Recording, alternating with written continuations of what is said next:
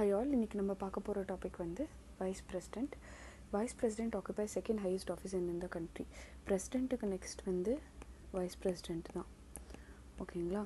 So is accorded a rank next to president. First வந்து பிரசிடெண்ட்னா second வந்து vice president. ஓகேவா? In the official warrant of பிரசிடென்ட்ஸில் வந்து அவர் தான் செகண்ட் பொசிஷனில் இருக்கார். This office is modeled on the lines of American vice president. இது எப்படி வந்து இதை வந்து மாடல் பண்ணியிருக்காங்கன்னா அமெரிக்கன் வைஸ் பிரசிடெண்ட் மாதிரி. எலெக்ஷன் இவங்க எப்படி வந்து எலெக்ட் ஆகிறாங்க அப்படின்னு நம்ம இப்போ பார்க்கலாம். வைஸ் பிரசிடெண்ட்டுமே பிரசிடெண்ட் மாதிரி is not directly elected by the பீப்புளால் வந்து அவங்க வந்து எலெக்ட் செய்யப்படலை. But by the method of indirect election. Indirect election மூலயமா தான் வந்து வைஸ் பிரசிடெண்ட் வந்து எலெக்ட் ஆகுறாங்க. அவருக்கு வந்து அவரோட எலக்டோரல் காலேஜ் அவரை வந்து எப்படி எலெக்ட் பண்ணுறாங்கன்னா members of the electoral college consisting of members of both the houses of the parliament. both the houses of the parliament, Lok Sabha, Rajya Sabhaவில் இருக்கிற both the members of the parliament தான் அவரை வந்து wise பிரசிடெண்ட்டை வந்து elect பண்ணுறாங்க. So அந்த electoral காலேஜில் யாரெலாம் இருப்பாங்கன்னா it consists of both elected and nominated members of the parliament. In case of president only elected members. ஆனால் வைஸ் பிரசிடெண்ட்டில் வந்து elected nominated members of the parliament. ஓகேங்களா? நம்ம பிரசிடெண்ட்டில் வந்து state legislature MLA state legislative அசம்பிளிஸோட மெம்பர்ஸும் வந்து இன்க்ளூட் ஆவாங்க. ஆனால் வைஸ் பிரசிடெண்ட்டில் அவங்கெல்லாம் இன்க்ளூட் ஆக மாட்டாங்க. ஸோ அது ஏன் அப்படின்னு டாக்டர் பிஆர் அம்பேத்கர் என்ன சொல்வார்னா, பிரசிடெண்ட்ன்றது வந்து ஹெட் ஆஃப் த ஸ்டேட்டு. அவரோட பவர் வந்து எல்லாத்துக்குமே வந்து போய் சேரணும். லைக் அவர் வந்து எல்லாருக்கும் பவர் வந்து அட்மினிஸ்டர் பண்ணுறது வந்து காட்டணும்னு சொல்லிட்டு தான் ஸ்டேட்ஸோட எம்எல்ஏஸை கூட அந்த ப்ராசஸ் ஆஃப் எலெக்ஷனில் இன்க்ளூட் பண்ணுறோம் அந்த மாதிரி சொல்லியிருப்பாங்க. Consequently, it is necessary that in his election not only members of the parliament should play their part but also the members of the state legislative assembly should have a voice in the election of the president. ஓகேவா? அதுவே wise president vice president வந்து normal, but when we come to vice president, his normal functions are to preside over the council of states. council of statesனா ராஜ்யசபா. அவரோட ஃபங்க்ஷனே வந்து council of states வந்து preside பண்ணணும், நடத்தணும்னு சொல்லிட்டு தான். ஸோ கவுன்சில் ஆஃப் லோக்சபாவுக்கு வந்து ஸ்பீக்கர் இருப்பாங்க இல்லையா, அந்த மாதிரி ராஜ்யசபாவோட சேர்மன் வந்து வைஸ் பிரசிடெண்ட் தான். யாரெல்லாம் இந்தியாவுக்கு வைஸ் பிரசிடெண்ட் ஆவாங்களோ அவங்க எக்ஸ் ஆஃபிஷியோ வந்து அவங்க சேர்மன். கண்டிப்பாக அவங்க வந்து இது ஒரு எக்ஸ்ட்ரா டியூட்டி மாதிரி. அவங்க தான் சேர்மன் ஆஃப் த ராஜ்யசபாவாக இருப்பாங்க. ஓகேங்களா? ஸோ ரேர் ஒகேஷன்ஸ்லாம் தான் அவர் வந்து டெம்பரரி பீரியடுக்கு தான் பிரசிடெண்ட்டாக அவர் வந்து எலெக்ட் செய்யப்படுறாரு. இஃப் சப்போஸ் வந்து பிரசிடெண்ட்டு வந்து உடம்பு முடியல, வேக்கண்ட்டாக இருக்குது கொஞ்சம் சில நாட்களுக்கு, வைஸ் பிரசிடெண்ட் வந்து பிரசிடெண்ட் வேலை வந்து பார்ப்பார். அதுக்காண்டிலாம் வந்து எல்லா எலக்டோரல் காலேஜை வந்து ஸ்டேட் லெஜிஸ்லேட்டிவ் அசம்பிளிஸ்லாம் வந்து இன்வைட் பண்ணலை எலெக்ஷன் ஆஃப் த பிரசிடெண்ட்டில். So the manner of election is same in both cases. நம்ம பிரசிடெண்ட்டோட எலெக்ஷன் பார்த்தோம்ல, single like secret ballot, single transferable vote, அதே மாதிரி தான் வைஸ் பிரசிடெண்ட்டுக்கும் இருக்குமா. Vice President's election, like that of the President's election, is held in accordance with the system of proportional representation by means of single transferable vote and the voting is by secret ballot. அதே தான் பிரசிடெண்ட்டுக்கு பார்த்ததே தான். ஓகேங்களா? So all doubts and disputes in connection with the election of the Vice President வந்து inquired and decided by the Supreme Court, whose decision is final. ஏதாச்சும் doubts, ஏதாச்சும் disputes இருக்குது election of த பிரசிடெண்ட்லன்னா அது வந்து இன்கொயர் பண்ணுறதும் டிசைட் பண்ணுறதும் supreme court தான். ஓகேவா? சுப்ரீம் கோர்ட்டோட டெசிஷன் தான் final. So the election of the the election of person as vice president cannot be challenged on the ground that the electoral college was incomplete. அதே தாங்க பிரசிடெண்ட்டில் நம்ம படித்ததே தான். இப்போ வந்து தமிழ்நாடு எம்எல்ஏஸ்லாம் இல்லை, லைக் தமிழ்நாடோட எம்பிஸ் வந்து ராஜ்யசபாவில் இல்லை, அந்த மாதிரி இருக்கிறப்போ இந்த மாதிரிலாம் வந்து லைக் வேக்கன்சி இருக்குது, நம்ம வந்து எல்லா ஸ்டேட்ஸும் வந்து ப்ராப்பரான பொசிஷன்ஸில் இல்லை அப்படின்லாம் பார்க்கக்கூடாது. அப்போது அந்த டைமில் ராஜ்யசபாவில் லோக்சபாவில் இருக்கிற எலெக்டட் மெம்பர்ஸை வச்சுக்கிட்டு இந்த எலெக்ஷனை வந்து ஸ்டார்ட் பண்ணிடலாம். வேக்கன்சி இருக்குது among the members of the electoral college இன்கம்ப்ளீட்டாக இருக்குதுன்னு சொல்லிட்டுலாம் வந்து ஸ்டாப் பண்ண முடியாது எலெக்ஷனை. So if the election of a person as vice president is declared void by the Supreme Court, acts done by him before the date of such declaration of the Supreme Court are not invalidated. அதெல்லாம் invalidate பண்ணிட மாட்டாங்க. If suppose void அப்படின்னு தெரிஞ்சிச்சுன்னா they continue to remain in force. So classification and oaths பார்க்கலாம். இப்போது அவர் வந்து citizen of இந்தியாவாக இருக்கணும். Qualification of to become a vice president, he should be citizen of India. அவர் வந்து 35 years of age கம்ப்ளீட் பண்ணியிருக்கணும். he should be qualified for the election of a member of the Rajya Sabha. So he should be qualified for the election as a member of the Rajya Sabha. He should not hold any office of profit under the union government or any state government or any local authority or any other public authority. ஓகேங்களா? This in all vice presidents 1952லேருந்து 2017 வரைக்கும், like இப்போ வரைக்குமே ப்ரெசென்ட்டாக நீங்கள் பார்த்துக்கோங்க. அது இப்போ கூடமே group 2ல் கொஷின்ஸ் வந்துருந்துச்சு இல்லையா, ரிகார்டிங் டு பிரசிடென்ட் வைஸ் பிரசிடென்ட்னா கொஞ்சம் பார்த்துக்கோங்க.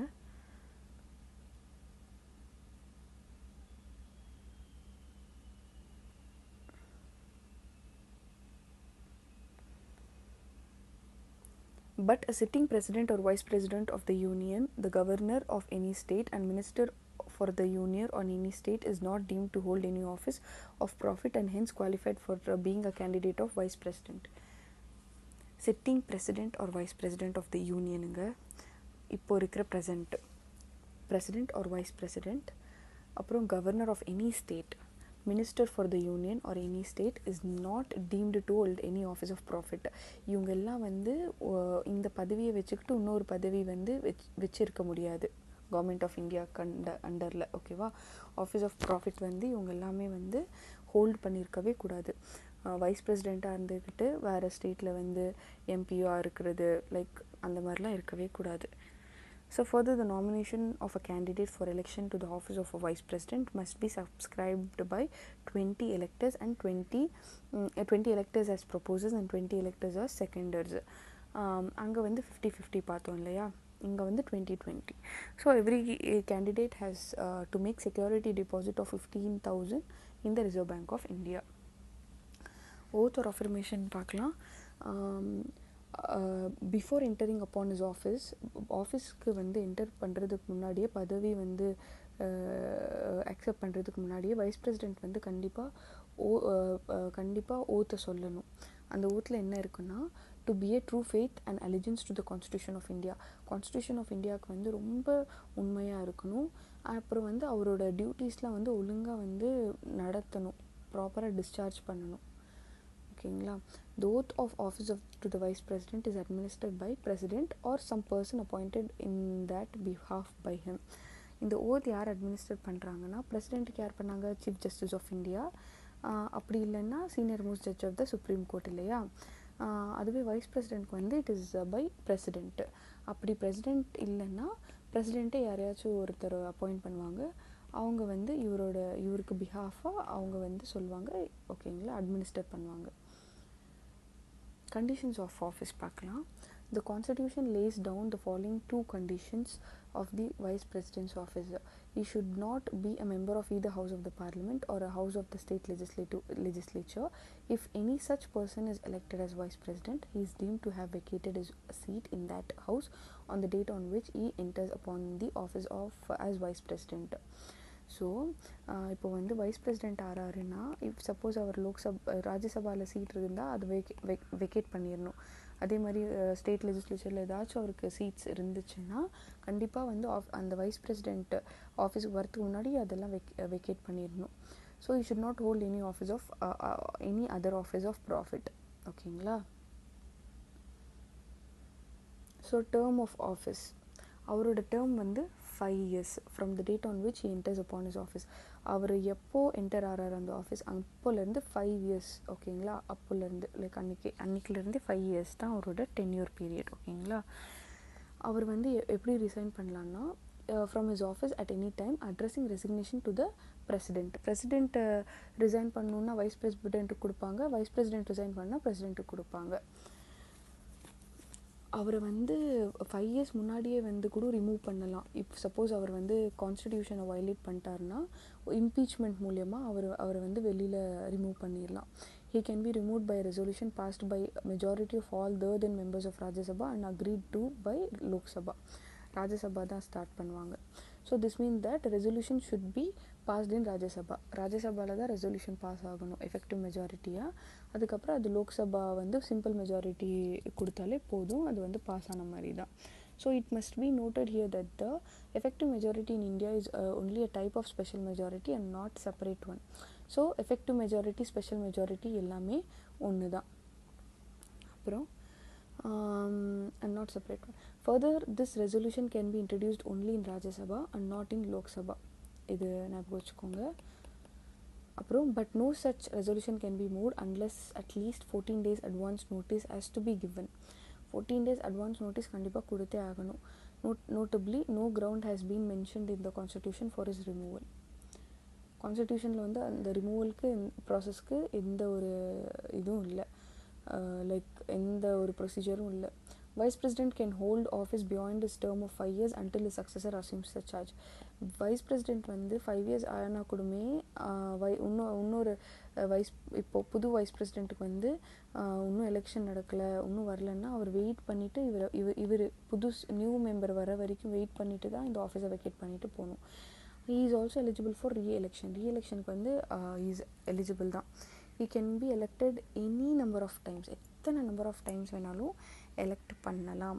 ஒரே மனுஷன் எத்தனை டைம் வேணாலும் பிரசிடென்ட் ஆகலாம், வைஸ் பிரசிடென்ட் ஆகலாம்.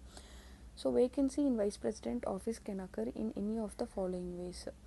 அதுதான் expiry of his tenure expire ஆச்சுன்னா வேக்கெண்ட் ஆயிடுவாங்க. ரெசிக்னேஷன் பண்ணால் அந்த ஆஃபீஸ் வேக்கெண்ட் ஆயிரும்.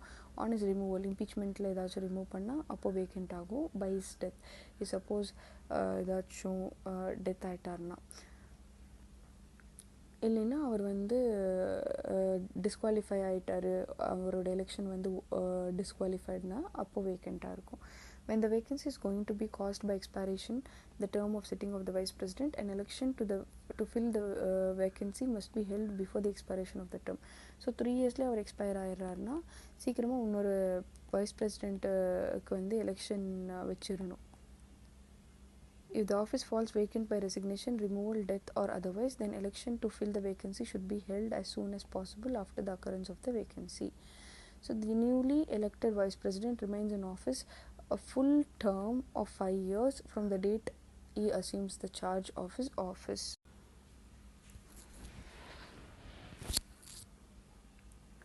ஸோ இப்போ வந்து நம்ம பவர்ஸ் அண்ட் ஃபங்க்ஷன்ஸ் பார்க்கலாம்.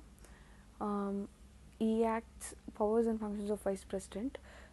வைஸ் பிரசிடென்ட் வந்து யார் வைஸ் பிரசிடென்ட் ஆனாலுமே அவங்க தான் சேர்மன் ஆஃப் த ராஜ்யசபா. ஓகேங்களா. he acts as the ex officio.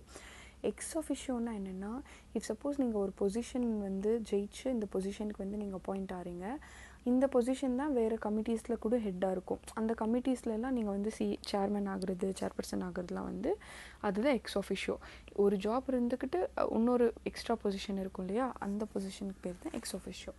So he acts as the ex officio chairman of Rajya Sabha. In this capacity, his powers and functions are similar to those of the Speaker of the Lok Sabha. So, Speaker of the Lok Sabha இருக்கிற மாதிரி functions தான் chairman of the Rajya Sabhaக்கும் இருக்கும். அவர் தான் ராஜ்யசபா வந்து preside பண்ணுவார். Speaker வந்து லோக்சபாவை preside பண்ணுவார். In this respect, he resembles the American Vice President who also acts as the chairman of the Senate. ஓகேங்களா. he acts as a president when a vacancy occurs in the office of the president due to if suppose இருக்கிற president வந்து resign பண்ணிட்டாலோ, இம்பீச்மெண்ட்டில் வெளியில் போயிட்டாலோ, death or otherwise ஆனால் அவர் தான் வந்து பிரசிடெண்ட்டோட office வந்து பிரசிடெண்ட்டாக act பண்ணுவார் wise president. he can act as a president only for a maximum period of 6 months தான், within which new president has to be elected. அந்த 6 monthsல வந்து எலெக்ஷன் ஃபார்ம் பண்ணி நியூ பிரசிடெண்ட் வந்துடுவார். Further, when the sitting president is unable to discharge his functions due to absence, illness or any other cause, vice president discharges his functions until the president resumes his office. ஓகேங்களா. So while acting as a president or discharging functions, பிரசிடெண்ட்டாக act பண்ணுறப்போ discharging functions of president, vice president வந்து ராஜ்யசபா சேர்மனாக இருக்க தேவையில்லை, does not perform the duties of the chairman of Rajya Sabha. ஓகேங்களா. during this period those duties are performed by deputy chairman of Rajya Sabha. if suppose president duty வந்து vice president பார்த்துக்கிட்டு இருந்தாருன்னா vice பிரசிடெண்ட்டோட chairman duty வந்து deputy chairman of the Rajya Sabha வந்து பார்த்துப்பாரு. அதுக்கப்புறம் இவங்களுக்கு இந்த கான்ஸ்டியூஷன் வந்து பிரசிடெண்ட்டுக்கு எமாலுமெண்ட்ஸ்லாம் வந்து ஃபிக்ஸ் பண்ணியிருப்பாங்க, அந்த மாதிரிலாம் வந்து வைஸ் பிரசிடெண்ட்டுக்கு ஃபிக்ஸ் பண்ணலையாம். ஓகேங்களா. அவர் வந்து எந்த சேலரி வந்து அவருக்கு எப்படி சேலரி கிடைக்கணும்னா எக்ஸ் ஆஃபிஷியோ சேர்மன் ஆஃப் ராஜ்யசபாக்கு என்ன சேலரியோ அது அப்படி தான் அவருக்கு சேலரி கிடைக்கிது. ஸோ 2018 வந்து ராஜ்யசபாவோட சேர்மனுக்கு சேலரி இன்க்ரீஸ் பண்ணுறாங்க 1.25 to 4 lakhs per monthன்னு சொல்லிட்டு. அப்புறம் வந்து அவ்வளோதான். So during any period when vice president acts as president or discharges the functions of the president, he is not entitled to salary allowances payable to chairman of Rajya Sabha but salary and allowances of the president. Wise president வந்து பிரசிடெண்ட்டாக act பண்ணுறப்போ பிரசிடெண்ட்டோட எமாலுமெண்ட் salaries தான் அவருக்கு வந்து கிடைக்கும். ஓகேங்களா. So Indian and American vice presidents compare பண்ணுறாங்க. எவ்வளோ தான் இந்தியன் வைஸ் பிரசிடெண்ட் வந்து அமெரிக்கன் வைஸ் பிரசிடெண்ட்டில் ரெண்டு மாடல் பண்ணாலுமே டிஃப்ரென்சஸ் இருக்குது. ஓகேங்களா.